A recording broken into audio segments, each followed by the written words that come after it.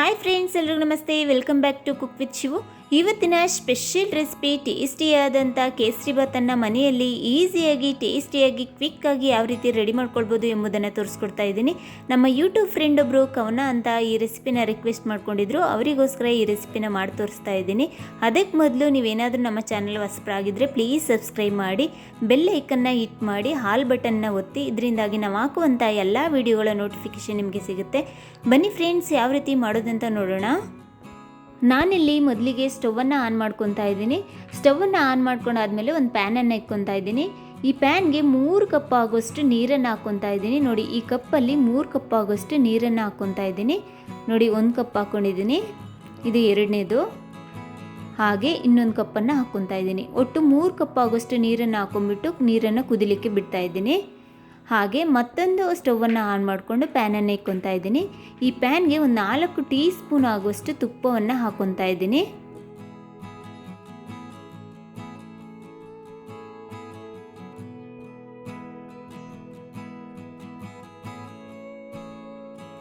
ತುಪ್ಪ ಚೆನ್ನಾಗಿ ಬಿಸಿಯಾಗಿ ಬಂದಿದೆ. ಈಗ ನಾನು ಒಣ ದ್ರಾಕ್ಷಿ, ಗೋಡಂಬಿ ಹಾಗೆ 3 ಲವಂಗನ ಹಾಕ್ಕೊತಾ ಇದ್ದೀನಿ. ನಿಮಗೆ ಎಷ್ಟು ಒಣ ದ್ರಾಕ್ಷಿ, ಗೋಡಂಬಿ ಬೇಕೋ ಅಷ್ಟನ್ನು ನೀವು ಹಾಕ್ಕೊಬೋದು. ಇದನ್ನು ನೀಟಾಗಿ ಲೋ ಫ್ಲೇಮಲ್ಲಿ ಇಟ್ಕೊಂಡ್ಬಿಟ್ಟು ನೀಟಾಗಿ ಹುರ್ಕೊಬೇಕು. ನೋಡಿ, ನೀಟಾಗಿ ಹುರಿದು ಬಂದಿದೆ. ಈಗ ನಾನು ಯಾವ ಕಪ್ಪಲ್ಲಿ ನೀರನ್ನು ತೊಗೊಂಡಿದ್ದೀನೋ ಅದೇ ಕಪ್ಪಲ್ಲಿ 1 ಕಪ್ ಆಗೋಷ್ಟು ಚಿರೋಟಿ ರವೆಯನ್ನು ಆ್ಯಡ್ ಮಾಡ್ಕೊತಾ ಇದ್ದೀನಿ. ಇದನ್ನು ಹಾಕ್ಕೊಂಡ್ಬಿಟ್ಟು ಲೋ ಫ್ಲೇಮಲ್ಲಿ ನೀಟಾಗಿ ಹುರ್ಕೊಬೇಕಾಗುತ್ತೆ. ಒಂದು 2-3 ನಿಮಿಷ ಆದರೂ ನೀಟಾಗಿ ಘಮ ಬರೋ ತನಕ ಹುರ್ಕೊಬೇಕಾಗುತ್ತೆ. ಇದು ನೀಟಾಗಿ ಹಗುರಾಗಿ ಬರಬೇಕು, ಅಲ್ಲಿ ತನಕ ನೀಟಾಗಿ ಹುರ್ಕೊಳ್ಳಿ.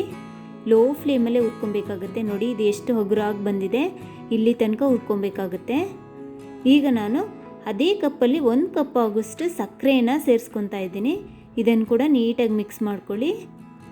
ಈ ರವೆ ಜೊತೆಗೆ ಈ ಸಕ್ಕರೆ ಎಲ್ಲ ನೀಟಾಗಿ ಮಿಕ್ಸ್ ಆಗಬೇಕು, ಅಲ್ಲಿ ತನಕ ನೀಟಾಗಿ ಮಿಕ್ಸ್ ಮಾಡ್ಕೊಳ್ಳಿ. ನೋಡಿ, ಇದೆಲ್ಲ ನೀಟಾಗಿ ಮಿಕ್ಸ್ ಆಗಿ ಬಂದಿದೆ.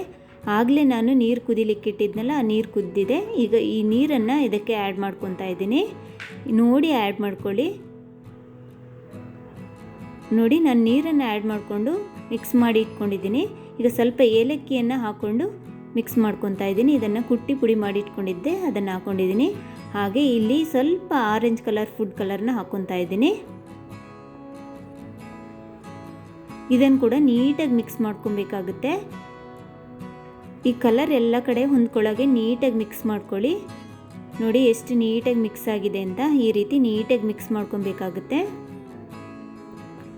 ಇಷ್ಟ ಆದಮೇಲೆ 2 ಟೀ ಸ್ಪೂನ್ ಆಗೋಷ್ಟು ತುಪ್ಪವನ್ನು ಹಾಕ್ಕೊತಾ ಇದ್ದೀನಿ.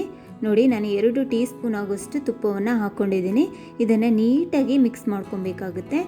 ಈ ಕೇಸರಿ ತುಪ್ಪವನ್ನು ನೀಟಾಗಿ ಅಬ್ಸರ್ವ್ ಮಾಡ್ಕೊಬೇಕು, ಅಲ್ಲಿ ತನಕ ನೀಟಾಗಿ ಮಿಕ್ಸ್ ಮಾಡ್ಕೊಳ್ಳಿ. ಈ ರೀತಿ ನೀಟಾಗಿ ಮಿಕ್ಸ್ ಮಾಡ್ಕೊಬೇಕಾಗುತ್ತೆ.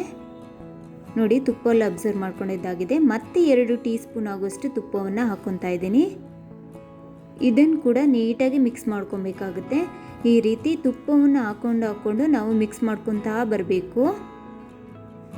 ಇದನ್ನು ನೀಟಾಗಿ ಮಿಕ್ಸ್ ಮಾಡ್ಕೊತಾ ಬರಬೇಕಾಗುತ್ತೆ. ಇದೇ ರೀತಿ ಮಧ್ಯೆ ಮಧ್ಯೆ ತುಪ್ಪವನ್ನು ಹಾಕ್ಕೊತಾ ನೀಟಾಗಿ ಮಿಕ್ಸ್ ಮಾಡ್ಕೊತಾ ಬರಬೇಕಾಗುತ್ತೆ ನಾವು.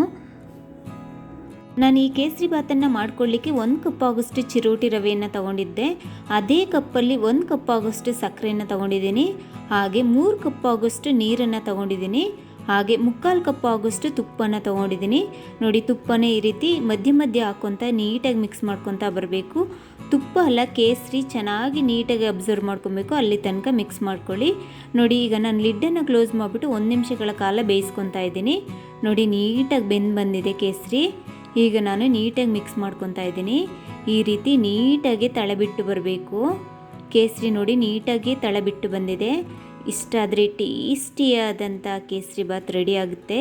ನೋಡಲಿಕ್ಕೆ ಎಷ್ಟು ಲುಕ್ಕಾಗಿ ಕಾಣಿಸ್ತಾ ಇದೆ ನೋಡಿ, ಅಷ್ಟೇ ಟೇಸ್ಟಾಗಿರುತ್ತೆ. ನೀವು ಕೂಡ ಮನೇಲಿ ಟ್ರೈ ಮಾಡಿ ಫ್ರೆಂಡ್ಸ್, ತುಂಬಾ ಟೇಸ್ಟಾಗಿರುತ್ತೆ. ಚಿಕ್ಕ ಮಕ್ಕಳಿಂದ ದೊಡ್ಡವರವರೆಗೂ ಖಂಡಿತವಾಗ್ಲೂ ಇಷ್ಟಪಟ್ಟು ತಿಂತಾರೆ. ನೀವು ಕೂಡ ಮನೇಲಿ ಟ್ರೈ ಮಾಡಿ ಹೇಗೆ ಬಂತು ಅಂತ ನನಗೆ ಕಮೆಂಟ್ಸ್ ಮಾಡಿ ಹೇಳಿ. Thank you for watching.